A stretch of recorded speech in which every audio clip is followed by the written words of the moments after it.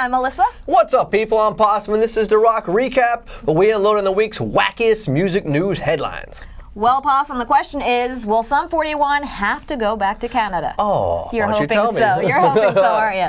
Singer Derek Whibley says he was recently threatened with deportation over the lyrics to his song The March of Dogs, in which he claims that President Bush is dead. Now, one reporter apparently was so upset by the lyrics, he went to the House Minority Leader, who in turn tried to have Whibley deported.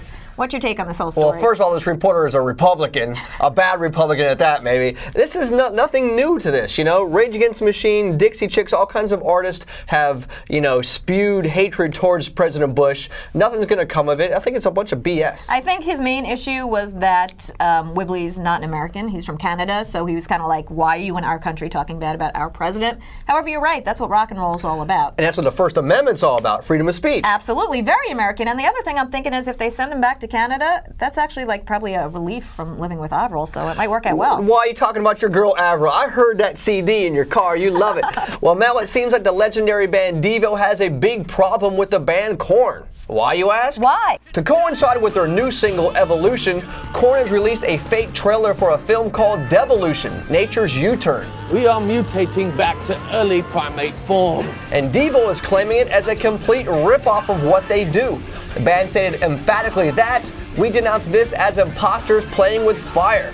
I'm sorry, people, but we thought all this up 30 years ago and have been putting it out there and preaching it ever since." Now, Mel, are they just bitter, or does Devo actually have a point? Well, I have a question for you. One question for you. Is Korn wearing flower pots on their head in the video? No, they're not. So now they're not ripping them off. So everything else is okay then, right? Everything else is fair game, yeah. Okay, Wait, second question. Okay. Are they doing the Devo dance? No robotic robot? punk. No? I gotta tell you though, Devo does have a point, but to me it does sound like just bitterness on their part. But if they're smart, they did nothing in the 90s, they may come back and do like a reunion album or tour, and this might spark the interest again. That's what it is. It's all a PR stunt, isn't it? You know this, you know this. Well, it was a close call for the guys at National Product, but thankfully everyone is doing fine after their van crashed last week. According to the band, they were on their way to a show when their brakes malfunctioned and their van burst into flames.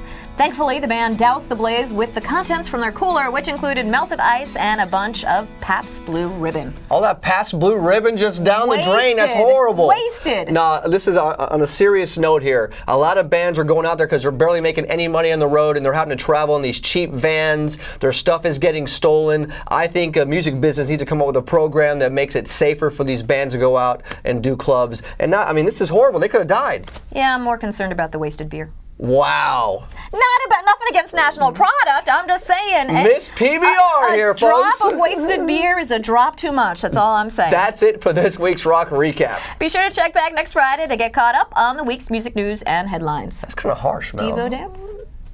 I can't get me no.